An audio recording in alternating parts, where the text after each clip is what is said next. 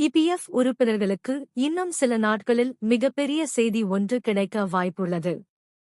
India முழுவதும் உள்ள தனியார் துறை ஊழியர்களுக்கு இது ஒரு பெரிய தகவலாக இருக்கும்.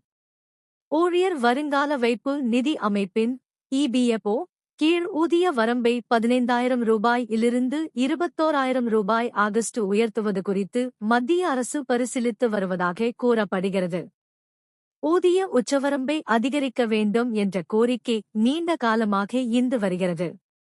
இந்த கோரிக்கை ஏற்றுக்கொள்ளப்பட்டு இதற்கு ஒப்புதல் அளிக்கப்பட்டால், இதனால் சுமார் 75 லட்சத்திற்கும் அதிகமான தொழிலாளர்களுக்கு, குறிப்பாக முன்னர் ஊழியர் ஓய்வூதிய திட்டத்தின் இபிஎஸ் கீழ் ஓய்வூதிய பலன்களிலிருந்து விலக்கப்பட்டவர்களுக்கு குறிப்பிடத்தக்க நன்மைகள் கிடைக்கும்.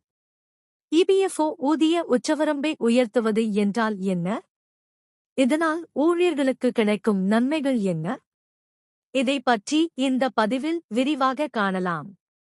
தற்போது 15,000 ரூபாய் அல்லது அதற்கும் குறைவான அடிப்படை மாத சம்பளம் பெறும் ஊழியர்கள் மட்டுமே கட்டாய இபிஎஃப் மற்றும் இபிஎஸ் கவரேஜுக்கு தகுதியுடையவர்கள்.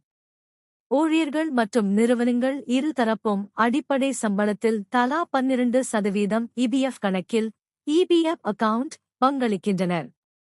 நிறுவனத்தில் பங்கில் 8.33% இபிஎஸ் கணக்கிற்கு இபிஎஸ் செல்கிறது.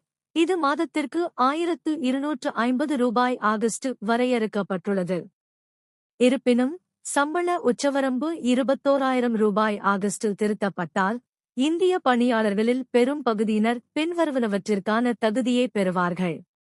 அதிக ஓய்வூதிய பங்களிப்புகள், மேம்பட்ட ஓய்வூதிய பாதுகாப்பு, அதிக இபிஎஃப் சேமிப்புத் தொகை. இபிஎஸ் சப்ஸ்கிரைபர்ஸ் இபிஎஃப் சந்தாதாரர்களுக்கு சம்பள உச்சவரம்பை உயர்த்துவதால் கிடைக்கும் முக்கிய நன்மைகள். அதிக ஓய்வூதிய பங்களிப்பு. இபிஎஸ் பங்களிப்பு உச்சவரம்பு 1,250 ரூபாய் இலிருந்து 1,749 ரூபாய் ஆகஸ்ட் உயரும். இதனால் தகுதியுள்ள ஊழியர்களுக்கான ஓய்வூதிய நிதி அதிகரிக்கும்.